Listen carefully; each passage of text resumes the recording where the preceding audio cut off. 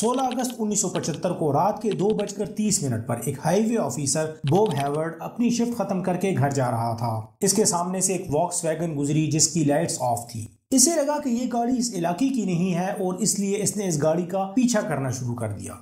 ये गाड़ी एक ऐसे घर के सामने रुकी जिसमें उस वक्त 2 लड़कियां मौजूद थी। एक की उम्र 17 साल थी और दूसरी लड़की की एज 19 साल थी। इस गाड़ी की लाइट्स अभी भी ऑफ थी।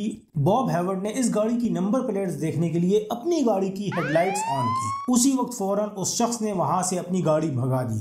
इस ऑफिसर ने भी इस गाड़ी को फॉलो करना शुरू कर दिया। इसने इसे कई बार रुकने को कहा और इसे वार्निंग भी दी, लेकिन ये नहीं रुका और गाड़ी भगाता चला गया और आखिर ये फिर एक बंद गैस स्टेशन के पास रुक गया। दोस्तों, इस गाड़ी से एक नौजवान लड़का बाहर निकला और उसने इस ऑफिसर को बताया कि वो लॉ का स्टूडेंट है और थिएटर में फिल्म देखकर घर वापस जा रहा है। I was on my way home. I had seen a film at the Red. इस पुलिस ऑफिसर को यकीन था कि ये लड़का ना ही थिएटर से आया है और ना ही अपने घर जा रहा है, बल्कि इसके इरादे कुछ और हैं। इसने इस गाड़ी की तलाशी ली। सबसे पहली चीज, इसकी गाड़ी में पैसेंजर सीट ही नहीं थी। दूसरा, इसकी ड्राइविंग सीट के नीचे 2 मास्क, हथकड़ियां, रस्सियां और दस्ताने मौजूद थे। यह ऑफिसर इसे पुलिस से भागने के जुर्म में और मशकूक औजार अपने पास रखने के जुर्म में पुलिस स्टेशन ले गया। वहां इसकी तस्वीरें ली गई और बगैर जमानत के इसे छोड़ दिया गया। इसके कुछ ही दिन के बाद इस पुलिस ऑफिसर को एहसास हुआ कि इसने जिस शख्स को रात के वक्त अरेस्ट करके छोड़ दिया था वो कोई और नहीं बल्कि अमेरिका की तारीख का सबसे खतरनाक सीरियल किलर था। इस सीरियल किलर का नाम टेड बंडी था और इस पुलिस ऑफिसर को यह मालूम था कि ये अब आसानी से इसके हाथ नहीं लगेगा। दोस्तों, ये टेड बंडी असल में कौन था, इसका बैकग्राउंड क्या था और 100 से भी ज्यादा जवान लड़कियों को कत्ल करने वाले इस शख्स को आखिर पुलिस ने कैसे पकड़ा। दोस्तों, डू यू नो की वीडियोस में एक मरतबा फिर से खुशामदीद। ये 24 नवंबर 1946 को एक मिडिल क्लास फैमिली में पैदा हुआ था। दोस्तों, ये बचपन ही से बहुत स्मार्ट था, लेकिन इसकी हरकतें शुरू से ही बहुत अजीब थी। ये जब स्विमिंग कर रहा होता था तो अपने साथ स्विमिंग करने वालों को ये दबोने की कोशिश करता था और इसे ऐसा करने पर गिल्ट भी महसूस नहीं होता था। इसके दादा भी एक तशद्दुद पसंद इंसान थे। वो अपनी बीवी को बहुत ज्यादा मारते पीटते थे और इसके दादा जब अपनी बीवी पर तशद्दुद कर रहे होते थे उस वक्त ये उन्हें छुप कर देखता था और इसे बहुत सुकून मिलता था। साइकोलॉजी में ग्रेजुएशन करने के बाद इसने लॉ कॉलेज में एडमिशन लिया और इसी दौरान इसने लड़कियों को भी डेट करना शुरू कर दिया था। दोस्तों, ये लॉ का स्टूडेंट था लेकिन खुद इसने कानून का कभी भी ख्याल नहीं रखा। 18 साल की उम्र तक तो टेड बंडी चोरियां किया करता था, लेकिन 18 साल की उम्र के बाद इसने ये सब कुछ छोड़कर अपने जुर्म करने का अंदाज ही बदल दिया।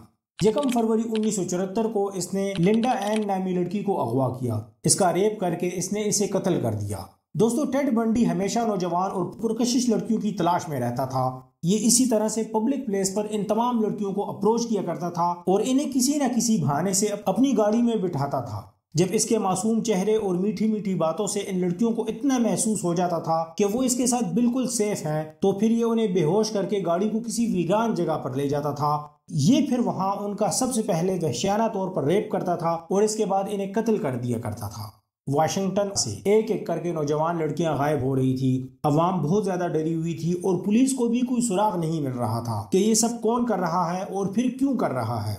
लोगों के जहनों में अब इसका खौफ बढ़ता जा रहा था। उस वक्त डीएनए टेस्ट वगैरह इजाद नहीं हुए थे, वरना अगर टेड बंडी आज के जमाने में होता तो फौरन पकड़ा जाता, लेकिन फिर भी ये इतना शातिर था कि कोई सबूत नहीं छोड़ता था। दोस्तों, इसके बाद 8 नवंबर 1974 को टेड बंडी से एक अहम गलती हुई। इसने कुछ गवाह छोड़ दिए। कैरल, जिसकी उम्र उस वक्त तकरीबन 18 साल थी, इसने एसर्स मॉल की पार्किंग लॉट में अपनी कार पार्क की और ये इस बिल्डिंग के अंदर चली गई। इसके कुछ देर के बाद टेड बंडी इस औरत के पास पुलिस ऑफिसर बनकर आया। इसने अपना नाम उस वक्त रोजलैंड बताया और इसने इस लड़की से कहा कि बाहर कोई आपकी गाड़ी का शीशा तोड़कर आपकी गाड़ी से कुछ चुराने की कोशिश कर रहा था। आप एक मरतबा अपनी गाड़ी को चेक कर लें कि आया क्या सब कुछ ठीक है या नहीं। ये लड़की इसके साथ आई और इसने अपनी गाड़ी को चेक किया और इसने इसे कहा कि सब कुछ ठीक है। उसी वक्त रोजलैंड, जो असल में टेड बंडी था, उसने इस लड़की से कहा कि वो आदमी पुलिस स्टेशन में है, मेरे साथ चलकर इसके खिलाफ रिपोर्ट लिखो। इसके मुंह से इस वक्त शराब की बू आ रही थी और लड़की भी पुलिस स्टेशन का नाम सुनकर नर्वस हो गई थी। लेकिन जब इसने उसे अपना बैज दिखाया और उस लड़की को बताया कि ये एक अंडरकवर पुलिस ऑफिसर है और इसी वजह से इसके पास पुलिस की गाड़ी नहीं बल्कि ये वॉक्सवैगन है, वो लड़की इसके साथ गाड़ी में बैठ गई और ये पुलिस स्टेशन की तरफ चल पड़े। लेकिन उस लड़की को जल्दी ही इस बात का एहसास हो गया था कि उसने अपनी जिंदगी की बहुत बड़ी गलती कर दी है। इसके बाद टेड बंडी ने गाड़ी को एक प्राइमरी स्कूल के पास रोका और इसने कैरल को हथकड़ी लगा दी। कैरल ने उसी वक्त फौरन चीखना चिल्लाना शुरू कर दिया, लेकिन इसने पिस्टल निकाली और वो खामोश हो गई। इसके कुछ देर के बाद इस लड़की ने चलती हुई गाड़ी से छलांग लगा दी। उसी वक्त दूसरी तरफ से एक और गाड़ी आ रही थी। इसने इस लड़की को बचाया। ये लड़की उसी गाड़ी में फौरन पुलिस स्टेशन गई और इसने रोजलेट के खिलाफ रिपोर्ट दर्ज कराई। बॉब हेवर्ड को अब मुकम्मल यकीन हो गया था कि ये तो वही आदमी है जिसे इसने कुछ दिन पहले गिरफ्तार करके छोड़ दिया था। दोस्तों, इस वाकये से तकरीबन 1 साल पहले एक और लड़की ने भी अपने बॉयफ्रेंड के इसी तरह के मशकूक रवैये की इतला दी थी। पुलिस वालों ने अगले दिन इस लड़की को और उन तमाम लोगों को बुलाया जिन पर इन्हें शक था। दोस्तों, इन लोगों में टेड बंडी भी शामिल था। कैरल ने इसे देखते ही पहचान लिया। 1 मार्च 1976 को टेड बंडी को कैरल को अगवा करने की कोशिश के जुर्म में 15 साल कैद की सजा सुनाई गई। इसके बाद इन्वेस्टिगेशन में थोड़ी सी और तेजी आई और इन्होंने एक और केस को भी इससे जोड़ने का फैसला किया। दोस्तों, इसे 1976 में 23 साला कैरन कैम्पबेल के कत्ल के जुर्म में कोलोराडो भेजा गया और यहाँ इसके खिलाफ कत्ल का एक और मुकदमा चलाया गया। टेड बंडी लॉ का स्टूडेंट था और इसी वजह से ये अपना केस खुद ही लड़ रहा था और इसी वजह से इसे बाकी कैदियों की निस्बत कुछ आज़ादी भी हासिल थी और ये अपना फारिग वक्त ज्यादातर लाइब्रेरी में ही गुजारता था। दोस्तों, टेड बंडी का ट्रायल बहुत अच्छा चल रहा था, लेकिन एक दिन रिसेस के दौरान जब इसका गार्ड बाहर लॉन में सिगरेट पी रहा था और उस दिन मौसम भी बहुत अच्छा था, इसने लाइब्रेरी की दूसरी मंजिल की खिड़की से बाहर छलांग लगा दी। जमीन पर गिरते ही इसने एक गली की तरफ दौड़ना शुरू कर दिया और ये पहाड़ों की तरफ चला गया। टेड बंडी ने इससे कुछ दिन पहले ही इस फरार का मंसूबा बना लिया था और इसने अपनी चारपाई से बार बार छलांग लगाकर अपने टखनों को मजबूत भी कर लिया था। इसने यहाँ से निकलने के बाद फौरन शेव की और अपने कपड़ों को चेंज किया कि ये पहचाना ना जाए। और दोस्तों, गार्ड्स को इसके भागने के तकरीबन 10 मिनट के बाद पता चला कि टेड बंडी फरार हो गया है। इन्होंने हर तरफ सिग्नल भेजकर सबको खबरदार किया और पुलिस ने भी सड़कों पर रुकावटें लगाकर हर एक गाड़ी को चेक करना शुरू कर दिया। इधर टेड बंडी पहाड़ों में घूमता रहा। इसके पास पैसे, खुराक और इस तरह की कोई चीज नहीं थी। रात तक ये एस्पेन पहाड़ को क्रॉस करने में कामयाब हो गया था और इसके अगले दिन फिर बारिश शुरू हो गई। बारिश से बचने के लिए इसने एक कैबिन ढूंढा। कैबिन से इसे गर्म कपड़े भी मिल गए थे और कुछ खाना भी मिल गया था और इसे एक राइफल भी मिल गई थी।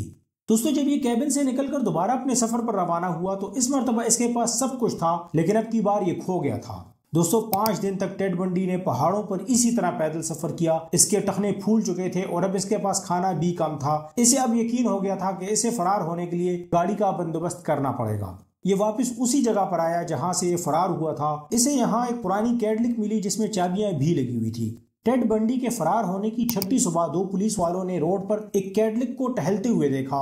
उनका ख्याल था कि कोई शराब पीकर गाड़ी चला रहा है, लेकिन जब उन्होंने गाड़ी का पीछा किया तो इन्हें कमजोर टेड बंडी मिला जिसका वजन अब तक 20 पाउंड कम हो चुका था।